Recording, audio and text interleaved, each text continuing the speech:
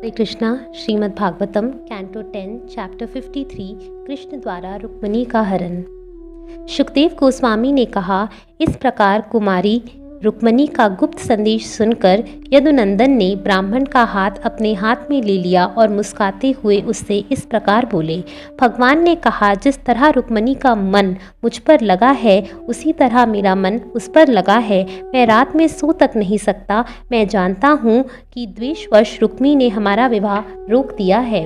वह अपने आप को एकमात्र मेरे प्रति समर्पित कर चुकी है और उसका सौंदर्य निष्कलंक है। मैं उन अयोग्य राजाओं को युद्ध में उसी तरह मत कर उसे यहाँ लाऊंगा जिस तरह काठ से प्रज्वलित अग्नि उत्पन्न की जाती है।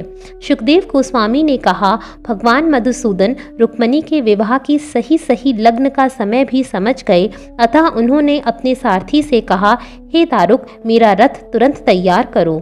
दारुक भगवान का रथ ले आया, जिसमें शैब्य, सुग्रीव, मेघपुष्प तथा बलाहक नामक घोड़े जुते थे। फिर वह अपने हाथ जोड़कर भगवान कृष्ण के सामने खड़ा हो गया।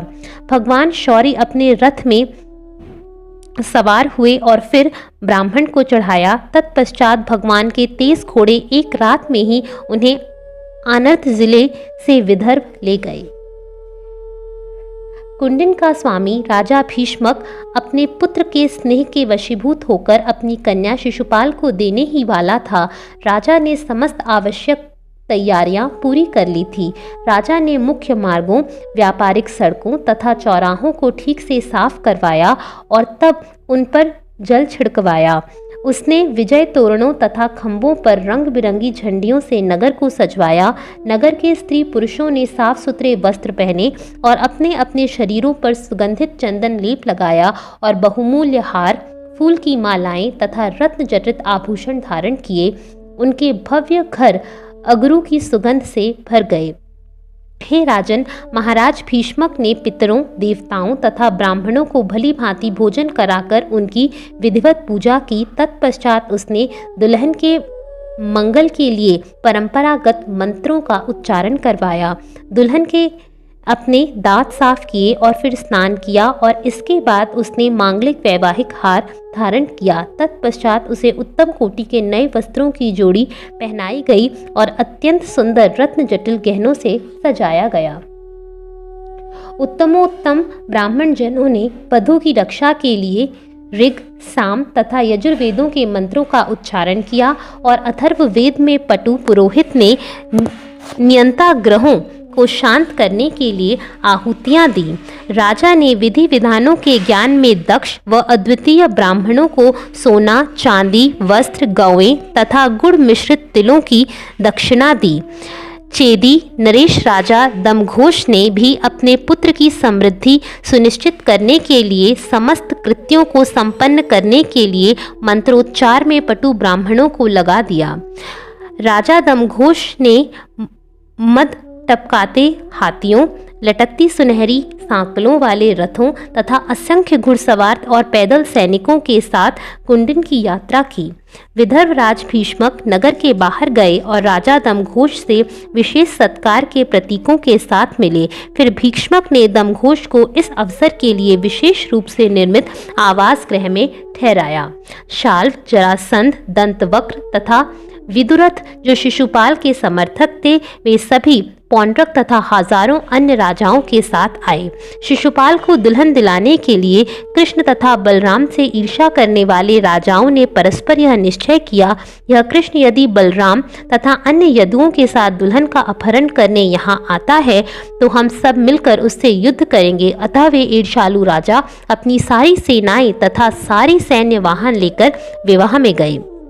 जब बलराम ने विपक्षी राजाओं की इन तैयारियों तथा कृष्ण द्वारा दुल्हन का हरण करने के लिए अकेले ही प्रस्थान किए जाने के बारे में सुना तो उन्हें शंका होने लगी कि कहीं युद्ध न ठन जाए। अतः वे अपने भाई के स्नेह में निमग्न होकर अपनी विशाल सेना के साथ तेजी से कुंडिन के लिए कूच कर गए। उनकी सेना में पैदल तथा हाथी, घोड़े और रथ पर सवार सैनिक थे। भीष्मक की सुप्रिया पुत्री कृष्ण के आगमन की प्रतीक्षा उत्सुकता पूर्वक कर रही थी, किंतु जब उसने ब्राह्मण को वापस आए हुए नहीं देखा तो उसने इस प्रकार सोचा, राजकुमारी रुक्मिणी ने सोचा, हाय, रात बीत जाने पर मेरा विवाह होना है। मैं कितनी अभागिनी हूँ। कमल नेत्र कृष्ण अभी भी नहीं आए। मैं नहीं जानती क्यों। यहाँ तक कि ब्राह्मण दूत भी अभी तक नहीं लौटा। लगता है कि निर्दोष प्रभु ने यहाँ आने के लिए तैयार होते समय भी मुझमें कुछ घृणित बात देखी हो, जिससे वे मेरे पानी ग्रहण करने नहीं आए। मैं घोर अभागिनी हूँ, क्योंकि ना तो सृष्टा विधाता मेरे अनुकूल है, ना ही महेश्वर शिवजी अथवा शायद शिव पत्नी देवी गौरी, रुद्राणी, गिरजा तथा सती नाम से विख्यात हैं, मेरे विपरीत हो गई हैं। इस तरह से सोच रही तरुण बाला ने, जिसका मन कृष्ण ने चुरा लिया था, यह सोचकर कि अब भी समय है, अपने अश्रुपूरित नेत्र बंद कर लिए। हे राजन, जब वह दुल्हन गोविंद के आगमन की इस तरह प्रतीक्षा कर रही थी तो उसे लगा कि उसकी बाईं जांघ, बाईं भुजा तथा बाईं आंख फड़क रही है। इसका संकेत था कि कुछ प्रिय घटना घटने वाली है। तभी वह शुभतम विद्वान ब्राह्मण कृष्ण के आदेशानुसार दिव्य राजकुमारी रुक्मिणी से भेंट करने राजमहल के अंतःपुर में आया। ब्राह्मण के प्रसन्न मुख तथा शांत चाल को देखकर ऐसे लक्षणों की दक्ष व्याख्या करने वाली साध्वी रुक्मिणी ने शुद्ध मंदहास के साथ उससे पूछा।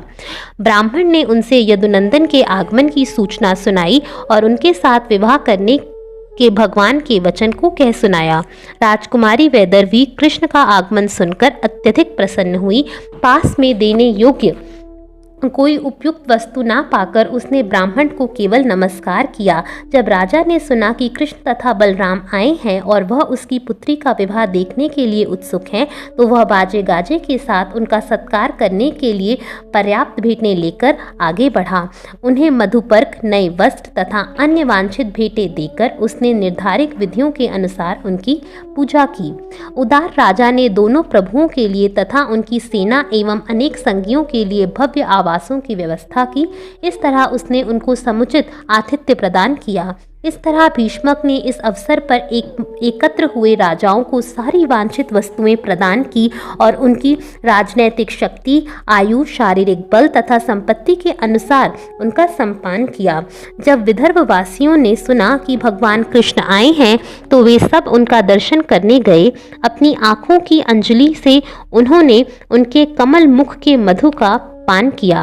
नगरवासियों ने कहा, एकमात्र रुक्मिणी उनकी पत्नी बनने के योग्य है और वे ही दोष रहित सौंदर्यवान होने से राजकुमारी भैष्मी के लिए एकमात्र उपयुक्त पति हैं। हम लोगों ने जो भी पुण्य कर्म किए हों उनसे तीनों लोगों के सृष्टा अच्युत प्रसन्न हो और वे वैदर्भी का पाणी ग्रहण करने की अनुकंपा दिखलाएं। अपने उमड़ते प्रेम से बंधकर नगर के निवासी इस तरह की बातें कर रहे थे। तभी अंगरक्षकों से संरक्षित दुल्हन अंबिका के मंदिर में जाने के लिए अंतःपुर से बाहर आई। रुक्मिणी मौन देखकर देवी भवानी के चरण कमलों का दर्शन करने के लिए पैदल ही चल पड़ी।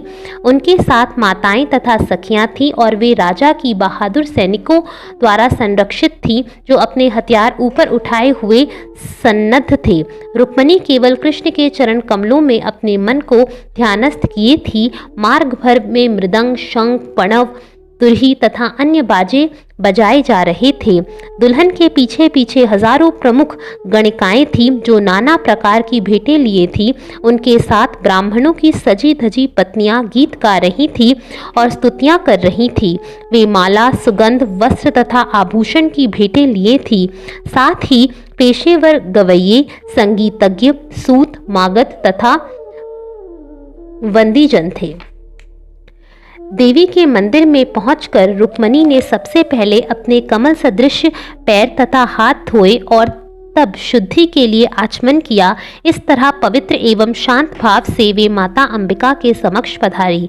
ब्राह्मणों की बड़ी बूढ़ी पत्नियां, जो विधि विधान में पटु थी, रुक्मिणी को भवानी को नमस्कार कराने ले गईं, जो अपने प्रियतम भगवान भव शिवजी के साथ प्रकट हुई। राजकुमारी रुक्मिणी ने प्रार्थना की, हे शिव पत्नी माता अंबिका, मैं बारंबार आपको तथा आपकी संतान को नमस्कार करती हूँ। कृपया यह वर दें कि भगवान कृष्ण मेरी पति हों। रुक्मणी ने जल, सुगंधि, अन्न, धूप, वस्त्र, माला, हार, आभूषण तथा अन्य संस्तुत उपहारों से और दीपकों की पंक्तियों से देवी की पूजा की। उन्हीं के साथ साथ विवाहित ब्राह्मणियों ने उन्हीं वस्तुओं से और नमकीन, पुए, पान सुपारी, जनेऊ, फल तथा गन्ने के रस की भेंटें चढ़ाकर पूजा की। स्त्रियों ने दुल्हन को प्रसाद दिया और फिर आशीर्वाद प्रदान किया। उसने भी उन्हें तथा देवी को नमस्कार किया और प्रसाद ग्रहण किया। तब राजकुमारी ने अपना मौन व्रत तोड़ दिया और वह रत्न जटित अंगूठी से सुशोभित अपने हाथ से एक दासी को पकड़कर अंबिका मंदिर के बाहर आई। रुक्मणी भगवान की उस माया शक्ति की तरह मोहने वाले प्रतीत हो रही थी जो बड़े बड़े धीर गंभीर पुरुषों को भी मोह लेती है। इस तरह राजागण उसके सुकुमार सौंदर्य, उनकी सुघन कमर तथा कुंडलों से सुशोभित मुख को निहारने लगे। उनके कूल्हों पर रत्न जटित करधनी शोभा पा रही थी। उनके स्तन अभी उमड़ ही रहे थे और उनकी आंखें उनकी लटकती केश राशि से चंचल लग रही थी। वे मधुर हंसी से युक्त थीं और उनके चमेली की कली जैसे दांतों के अनेक बिंब जैसे लाल होठों की चमक प्रतिबिंबित हो रही थी। जब वे राजहंस जैसी चाल से चलने लगी तो उनके रुंझुन करते पायलों के तेज से उनके चरणों की शोभा बढ़ गई। उन्हें देखकर एकत्रित वीरजन पूर्णतया मोहित हो गए। काम वासना से उनके हृदय विदीर्ण हो गए। दरअसल जब राजाओं ने उनकी विस्तृत मुस्कान तथा लजीली चितवन देखी तो वे सम्मोहित हो गए। उन्होंने अपने हथियार डाल दिए और वे मूर्छित होकर अपने हाथियों, रथों तथा घोड़ों पर से जमीन पर गिर पड़े। जुलूस के बहाने रुक्मणी ने अकेले कृष्ण के लिए ही अपना सौंदर्य प्रदर्शित किया। उन्होंने भगवान के आगमन की प्रतीक्षा करते हुए धीरे धीरे चलायमान कमल कोश रूपी 2 चरणों को आगे बढ़ाया। उन्होंने अपने बाएं हाथ के नाखूनों से अपने मुख पर लटकते केश गुच्छों को हटाया और अपने समक्ष खड़े राजाओं की ओर कनखियों से देखा। उसी समय उन्हें कृष्ण दिख गए। तभी अपने दुश्मनों को देखते देखते भगवान ने राजकुमारी को पकड़ लिया और उनको अपने रथ पर चढ़ाने के लिए वे उनके रथ पर चढ़ने के लिए आतुर थीं। राजकुमारी को उठाकर अपने गरुड़ ध्वज वाले रथ में बैठाकर माधव ने राजाओं के घेरे को पीछे धकेल दिया। वे बलराम को आगे करके धीरे से उसी तरह बाहर निकल गए जिस तरह सियारी के बीच से अपना शिकार उठाकर सिंह चला जाता है। भगवान ने जरासंध जैसे शत्रु राजा इस अपमानजनक हार को सहन नहीं कर सके। वे चीख पड़े, ओ हमें धिक्कार है। यद्यपि हम बलशाली धनुर्धर हैं, किंतु इन ग्वालों मात्र ने हमसे हमारा सम्मान उसी तरह छीन लिया है जिस तरह छोटे छोटे पशु सिंहों का सम्मान हर ले। हरे कृष्णा।